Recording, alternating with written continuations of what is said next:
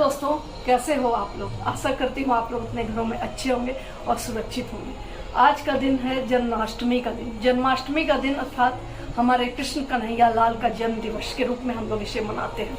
और ये पर्व बहुत ही पावन पर्व है और इसमें हम ये देखते हैं कि हमेशा अच्छाई जीतती है और बुराई पे अच्छाई का विजय होता है। क्योंकि कंस इतना अत्याचारी राजा था, उसके अत्याचार से सारे लोग त्राहित थे। तो उस त्राहिमाम के ये में वो देवकी उसकी बहन थी जिसने उसे वासुदेव से ब्याह करवाया था, बहुत प्यार करता था। लेकिन जब एक ऋषि के अत्याचार पे जब ये भविष्यवाणी हुई कि तुम्हारा जिस बहन से तुम प्यार करते हो उसका 8वां गर्भ से धारण से जो पुत्र पैदा होगा वही तुम्हारा नरसंहार करेगा। तो कंस ने जब ये बात सुनी तो उसने एक बृहद कारागार में वासुदेव और देवकी को बंद कर दिया और कारागार में जो प्रहरी जो थे वो नियुक्त कर दिए और कहा कि जितने भी पुत्र जन्म हो उसको फौरन मेरे पास लाओ और उनका मैं वध करूंगा। तो जितने 7 पुत्र को देवकी ने जन्म दिए और सभी का वध कंस ने अपने आंखों के सामने किया। 8वां पुत्र जब जन्म लेने वाला था तो अचानक 12 बजे सारे जो दरवाजे थे जेल के वो खुल गए, प्रहरी सो गए और इतना भयंकर तूफान आया। उसी में कृष्ण भगवान ने हमारा जन्म लिए, हमारे लाडले कन्हैया लाल ने जन्म लिया। और उस जन्म लेते ही हमारे वासुदेव ने उस कन्हैया लाल को उस यमुना की भरती धारा में अपने टोकरी में, यमुना में टोकरी लेके कृष्ण को जा रहे थे तो उसका पानी जलस्तर इतना बढ़ता ही जा रहा था कि डूबते जा रहे थे। लेकिन जब उनके पैरों को छुआ यमुना नदी ने तो वो निश्चल शांत हो गई।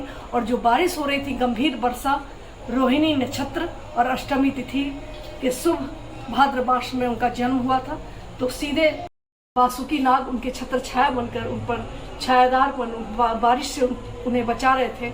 और जैसे ही बारिश शांत हुई वो नंद गोप के यहाँ पहुँचे और नंद गोप के यहाँ जो यशोदा थी, यशोदा को भी एक पुत्री उसी दिन हुई थी। उस पुत्री को उन्होंने ले लिया और अपने जो नंदलाल था उनको उसने दे दिया। और यशोदा माता ने भी सहस्त्र स्वीकार करते हुए एक अच्छाई के इरादे से, एक मकसद को पूरा करने के लिए कि हमेशा अच्छाई की ही विजय होती है, सत्य की विजय होती है, असत्य की विजय कभी नहीं होती, इसके लिए उन्होंने कन्हैया लाल जो हमारे कृष्ण लाला थे उनको पाला पोषा, बड़ा किया नंद गोप के यहाँ। और वो लेके वापस उस पुत्री को चले आए कारागार में। जब सुबह हुआ पुनः प्रहरी ने देखा तो एक पुत्री को पाया। तो उन्होंने कंस को जाके कहा कि उन्होंने तो एक पुत्री को जन्म दिया है। क्रोध से तिलमिलाता हुआ जब कंस वहां पहुंचा कारागार में तो सच में उसने पुत्री को देखा और पुत्री को जैसे ही उसने चट्टान पे पटक के मारा उससे पहले ही पुत्री हाथ से उड़ गई, क्योंकि वो तो सती का रूप थी। तू जिसे मारने की कोशिश कर रहा था वो तो कहीं और पल रहा है और शीघ्र ही वो तुम्हारा विनाश करेगा। ये भविष्यवाणी करते हुए वो आसमान की ओर चली गई। तब से ये कंस दुखित रहा। उसने लाखों बार मारने की चेष्टा की कृष्ण को, लेकिन वो मारने में सफल नहीं हुआ और अंततः वो बड़े होकर आकर कंस का उन्होंने वध किया। और इस तरह से ये कहानी हमें सीख देती है कि हमेशा सत्य की विजय होती है, असत्य की विजय कभी नहीं होती है। सत्य असत्य कितना भी छुपा रहे लेकिन सत्य के सामने हमेशा वो पराजित होता आया है और होता रहेगा हमेशा से।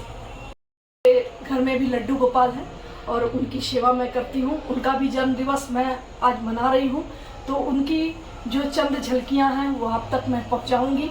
तो सबसे प्रथम तो जन्म दिवस की हार्दिक शुभकामनाओं के साथ मैं आपसे विदा ले रही हूँ। अगर मेरा चैनल आपको पसंद आए तो इसको लाइक करें, शेयर करें, सब्सक्राइब करें, बेल आइकन को दबाना ना भूलें ताकि जो भी वीडियो मैं बनाऊँ आप तक पहुँचा सकूँ।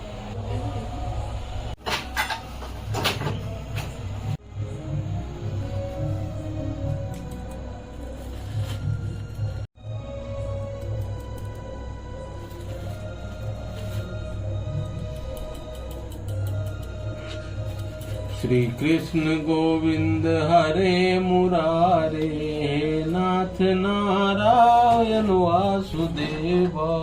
कृष्ण गोविंद हरे मुरारे, हे नाथ नारायण वासुदेव। श्री कृष्ण गोविंद हरे मुरारे, लक्ष्मी नारायण वासुदेव, श्री कृष्ण गोविंद हरे मुरारे, हे नाथ नारायण वासुदेव, श्री कृष्ण गोविंद हरे मुरारे, हे नाथ नारायण वासुदेव, श्री कृष्ण गोविंद हरे मुरारे, हे लक्ष्मी नारायण वासुदेव, श्री कृष्ण गोविंद हरे मुरारे, हे नाथ नारायण वासुदेव।